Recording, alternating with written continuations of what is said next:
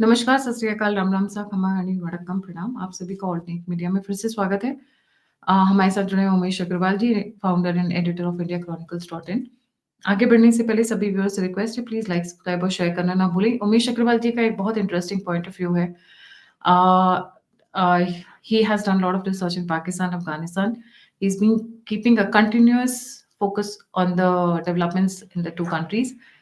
I think I would request Umesh ji to break the news by himself, the point of view he thinks. Umesh ji, a very warm welcome on the show. The platform is yours. जय सिया राम। गायत्री जी, गायत्री जी नमस्कार। देखिए, पाकिस्तान और अफगानिस्तान के बीच में जो युद्ध छिड़ चुका है, लेटेस्ट रिपोर्ट्स आ रही है कि चमन जो वहां पे पाकिस्तान की एक आउटपोस्ट है, उस पर Islamic Emirates of Talib of Afghanistan के जो लड़ाके हैं, जो उनकी आर्मी है, उन्होंने कब्जा कर लिया है। उन्होंने वीडियो रिलीज किया है कि उन्होंने पाकिस्तान के टैंक को कैप्चर कर लिया है और उन्होंने उस वीडियो में टैंक्स को घुमाते हुए उन्होंने प्रदर्शनी भी की है। तो देखिए गायत्री जी, जिस हिसाब से दोनों देशों के बीच में टेंशन बढ़ता जा रहा है, कल कतर, सऊदी अरेबिया और चाइना ने बोला था कि दोनों जने रिस्ट्रेन करो। एक दिन भी ये टिक नहीं पाया और अचानक वापस दोनों के बीच में वापस युद्ध चालू हो चुका है।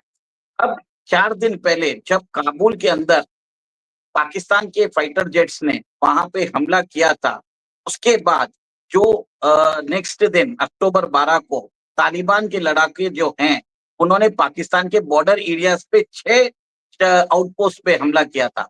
जो पूरा डुरैंड लाइन है, वहां पर एक तरह से खून की होली खेली गई थी। 58 पाकिस्तानी सोल्जर्स मारे गए थे।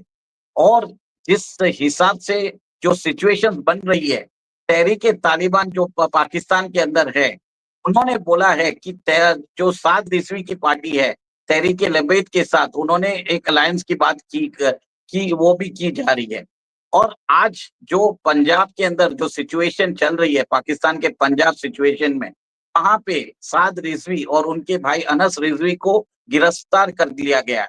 पाकिस्तान के अंदर जो उनके सबसे बड़े पॉलिटिशियन है, इमरान खान है, जिनको 7% वोट शेयर मिलता है, मतलब वो 60% लोगों की पसंद है नेता के लिए। The second most popular politician इन पाकिस्तान जो है साद रिजवी है, जिनकी रेटिंग है 38%। और आज के दिन इमरान खान जेल में बंद है, तो इमरान खान का जितना भी सपोर्ट है वो साद रिजवी को मिल रहा है। और जो साद रिजवी की पार्टी है, तहरीक लबैद, वो पाकिस्तान में 4th लार्जेस्ट पार्टी है। उसको लास्ट इलेक्शन में 29 लाख वोट्स मिले थे, 8% of the total vote share. और इस बार इन्होंने पंजाब के अंदर जो चक्का जाम किया था, जिसमें कम से कम 1900 लोग घायल हुए और 300 लोग मारे गए, जिससे समझ में आता है कि इसके कारण पाकिस्तान की जड़ हिल चुकी है। देखिए, प्रॉब्लम हमेशा चालू हुआ था। हम सुनते जा रहे हैं कि बलूचिस्तान लिबरेशन आर्मी बलूचिस्तान के अंदर पाकिस्तान की फोर्सेस को मारती जा रही है। तहरीक तालिबान भी जो है खैबर पख्तूनख्वा में, वहां पे भी पाकिस्तान की फोर्सेस को मुंह की खानी पड़ रही है। इवन पाक ऑक्यूपाइड जम्मू एंड कश्मीर में वहां पर भी प्रोटेस्ट हुए थे। और अब जो प्रोटेस्ट हुए हैं वो पंजाब में हुए हैं। पंजाब पाकिस्तान की जान है। वो एक तरह से वहां की सबसे जो अमीर प्रोविंस है, सबसे समृद्ध प्रोविंस है, उसमें आती है।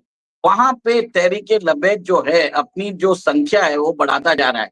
पॉपुलर सपोर्ट मिला है। 2 से 3 दिन उन्होंने कंटिन्यूसली उधर वायलेंस की है। उन्होंने मुद्रिक में की है, उन्होंने लाहौर में की है, पिंडी और इस्लामाबाद में वहां पे इंटरनेट बंद करना पड़ा। अब ये सपोर्ट जब आता है, मेरा ये मानना है कि अगला अगर इलेक्शन होता है तो साद रिजवी जो है पाकिस्तान के नए प्राइम मिनिस्टर बन सकते हैं। कोई भी नहीं मानेगा, मैं जानता हूँ। ऐसा है कि सब लोग सोचते रहेंगे मैं क्या बोल रहा हूँ। बट देखिए, उन्होंने प्रोटेस्ट किसके लिए किया है? उन्होंने गाजा के लिए किया है। और उस गाजा के लिए बोथ मुनीर एंड शहबाज शरीफ, अभी वो लोग जो है उन्होंने अब्राहमिक अकॉर्ड भी उन्होंने साइन किया था। अब 2 दिन पहले इजिप्ट के अंदर जो समिट हुई थी, उसमें भी देख लीजिए, शहबाज शरीफ ने डोनाल्ड ट्रंप को बोला था कि इनको नोबेल पीस प्राइज देना चाहिए। और डोनाल्ड ट्रंप ने बोल दिया कि मेरा जो फेवरेट फील्ड मार्शल है मुनीर, उसको आप थैंक यू बोल देना। ये सब जो बातें हैं ना, यहाँ पर आप सोचिए कि पाकिस्तान की अवाम और पाकिस्तान की जनता खफा है। उनको मालूम पड़ गया है कि ये दोनों जो पॉलिटिकल लीडरशिप है और मिलिट्री लीडरशिप है, इन्होंने पाकिस्तान के जो इंटरेस्ट है, स्ट्रेटेजिक इंटरेस्ट कॉम्प्रोमाइज कर दिया है, बलूचिस्तान की माइंस दे दिया है। इससे चाइना भी खफा हो चुका है पाकिस्तान से। अब ऐसा है कि पाकिस्तान के अंदर गृह युद्ध चल रहा है, एक गृह युद्ध चल रहा है, दो तो ऐसा है कि वहां पे बलोच लिबरेशन आर्मी और तहरीके तालिबान, वहां पे एक तरह से उन लोगों ने बॉर्डर एरियाज पे अटैक करना चालू कर दिया है। तो एक आप ये देखिए पूरा पाकिस्तान जल रहा है और आगे जाके ये सिचुएशन कैसे होगी। बहुत लोग बोल रहे हैं कि पाकिस्तान का डिस्ट्रक्शन होगा, बाल्कनाइजेशन होगा, पक्का होगा, पर इतनी जल्दी नहीं होगा क्योंकि पाकिस्तान की जो फोर्स है, इट इज 7 लाख की फोर्स होती है और भारत की जो सोचिए, भारत के पास जो फोर्स है वो 20 लाख के करीब है। तो ये one of the most strongest military on earth है। तो पाकिस्तान इतनी जल्दी नहीं टूटेगा, पर टूटेगा कैसे? क्योंकि उधर इलेक्शंस होंगे और मोस्ट प्रोबेबली अगर ये सस्टेन तरीके से ये कैंपेन चलता रहा और तो आप देखेंगे कि किसी दिन शहबाज शरीफ है, मुनीर है और बिलावल भुट्टो है, तीनों को यूएस भागना पड़ेगा। मुनीर की जो वाइफ है उसको कुछ दिन पहले 15 या 20 दिन पहले उसको अमेरिकन सिटीजनशिप मिल चुकी है। बिलावल भुट्टो की फैमिली भी यूएस और यूके में है। नवाज शरीफ तो खुद लंदन में बैठे हुए हैं। सब लोगों ने अपने एसेट्स उधर पार्क करके रखे हैं। अभी यूएन जनरल असेंबली की मीटिंग में आप देखिए, दोनों शहबाज शरीफ और मुनीर उधर जाके डोनाल्ड ट्रंप से मिल रहे थे। उन्होंने अफगानिस्तान के अंदर रेयर अर्थ मिनरल्स की वो एक तरह से फोटोग्राफ दिखाने की कोशिश की। देखिए, हमको लगता है कि वो उधर इन्वेस्टमेंट कर रहे हैं, ऐसा बात नहीं है। पाकिस्तान की अवाम है, पाकिस्तान की जनता है, वो जान चुकी है कि वो उनके देश के जो नेचुरल रिसोर्सेज है, वो अमेरिकन एक्सट्रैक्ट कर रहे हैं। इसका फ़ायदा उनको नहीं मिल रहा है, इसका फ़ायदा मिल रहा है मुल्ला मुनीर को मिल रहा है और शहबाज शरीफ को मिल रहा है।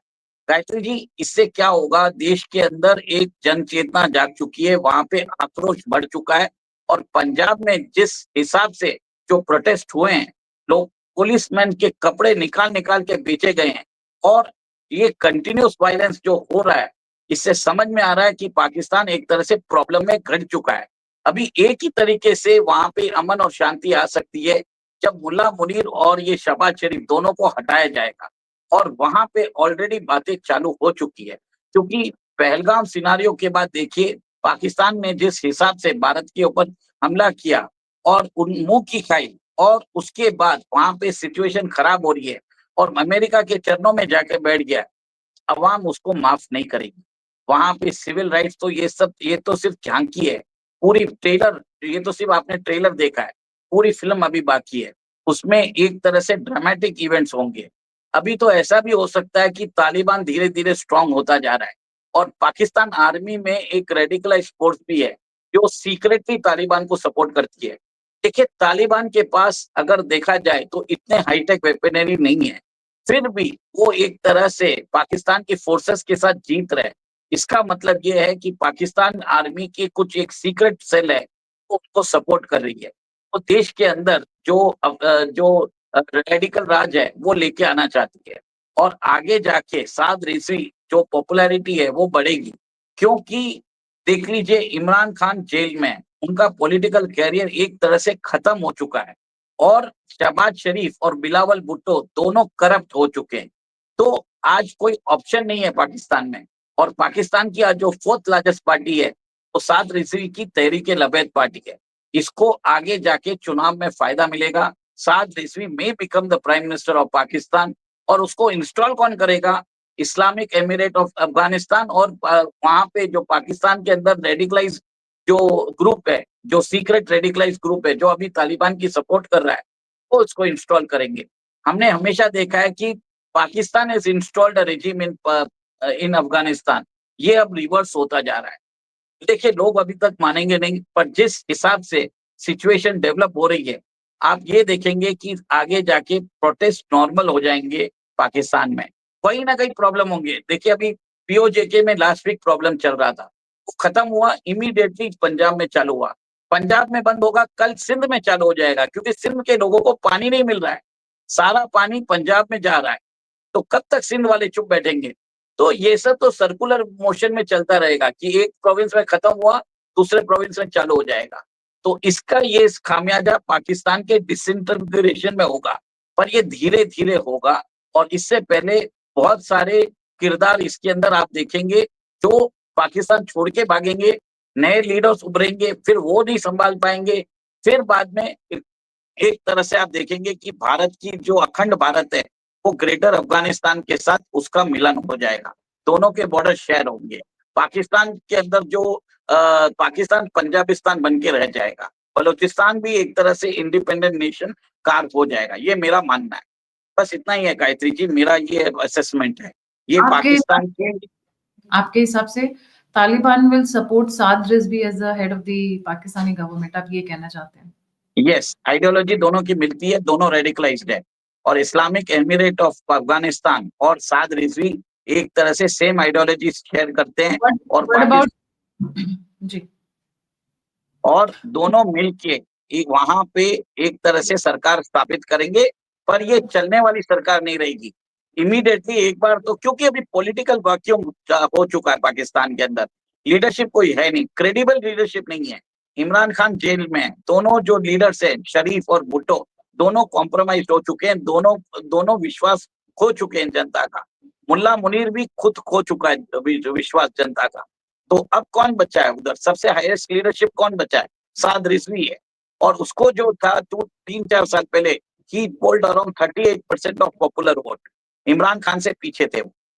सोचिए, अब इमरान खान नहीं रहेंगे तो इमरान खान के जो सपोर्टर है वो भी साद रिजवी को सपोर्ट करेंगे। What will happen to Shahbaz शरीफ? आसिम मुनीर आप बोल रहे हो कि भाग जाएंगे US, What will happen to Shahbaz Sharif? वो भी भागेंगे, भुट्टो भी भागेगा, क्योंकि इनका कोई वजूद नहीं है, ये लोगों का विश्वास खो चुके हैं। The political leadership, military leadership दोनों एक तरह से उनकी जो फेथ था, जो जनता को उनके ऊपर विश्वास था, वो खो चुके हैं। जी, thank you so much Umesh ji for joining. जाने से पहले व्यूअर्स से रिक्वेस्ट है, प्लीज लाइक, सब्सक्राइब और शेयर करना ना भूलें। इसी के साथ जय हिंद, जय श्री राम, हर हर महादेव। जय सिया राम। जय सिया